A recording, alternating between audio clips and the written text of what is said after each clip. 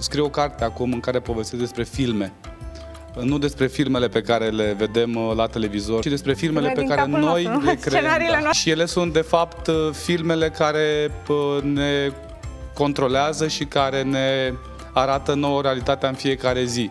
Unul dintre filmele dese pe care le aud este că oarecum nu poți să fii și bogat, să ai și timp și familie, cumva nu poți să le ai pe toate.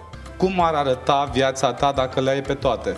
Dacă spui întrebarea asta, sunt convins că vei găsi și răspunsurile. Unul dintre răspunsuri cumva se rezumă echilibru. Adică tu poți să faci toate lucrurile pe care ți le-ai propus, să ai și bani, să ai și sănătate, să ai și familie, să ai și o viață profesională împlinită, să fii și spiritual cu Dumnezeu în fiecare zi. În toți acești ani în care mi-am experimentat foarte multe lucruri, am ajuns la o concluzie că noi creăm doar ceea ce noi credem că este adevărat pentru noi.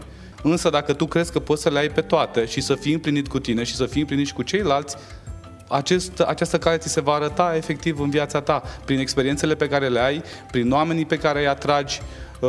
Efectiv îți vei crea propriul film după propria ta regie.